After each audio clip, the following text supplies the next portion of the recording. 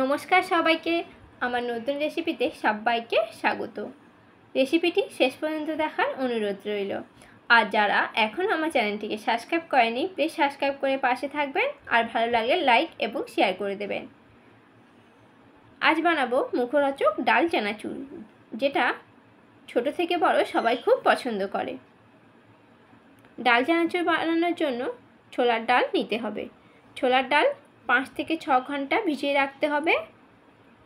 ভিজিয়ে রাখার পর জলটা ছাড়িয়ে নিয়েছি। এবার দিয়ে দেব রোদে।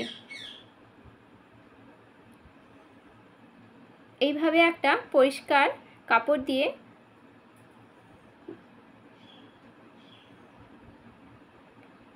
1 ঘন্টা মতো রোদে রাখতে হবে।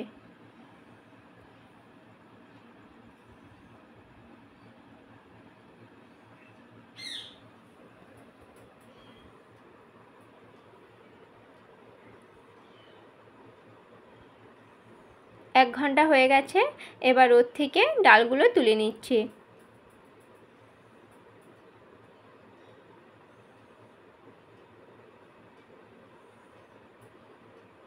এবার দিয়ে দেব কড়াইতে সাদা তেল।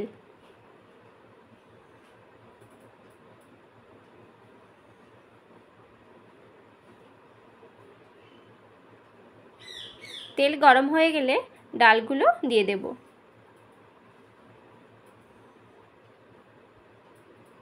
প্রথমে গ্যাসের ফ্লেমটা হাই করতে হবে, তারপর মিডিয়াম রেখে ডালগুলোকে 3 থেকে 4 মিনিট ভাজতে হবে।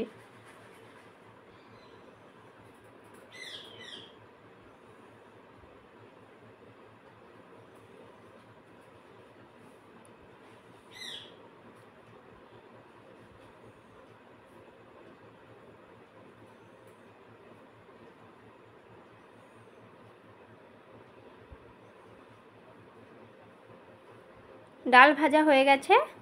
এবার কড়াই থেকে তুলে নেব। একটা প্লেটের উপরে সাদা পেপার রেখেছি, সেই পেপারের উপরে ডাল ভাজাগুলো দিয়ে দিলাম। অতিরিক্ত তেলগুলো শুষে নেবে।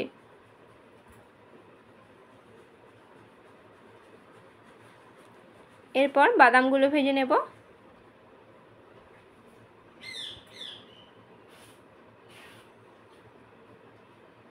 বাদাম ভাজা হয়ে গেছে, বাদামগুলো তেল থেকে তুলে নিচ্ছি।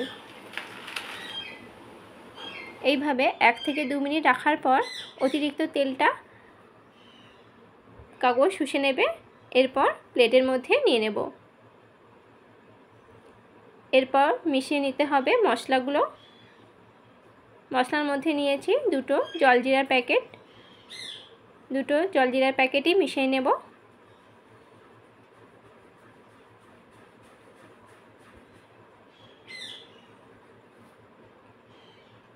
এখানে আর একটা মশলা দিয়েছিলাম, সেটা হচ্ছে লঙ্কার গুঁড়ো।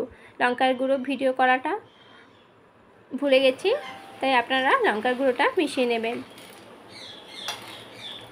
এইভাবে একসঙ্গে মিশিয়ে নেবে।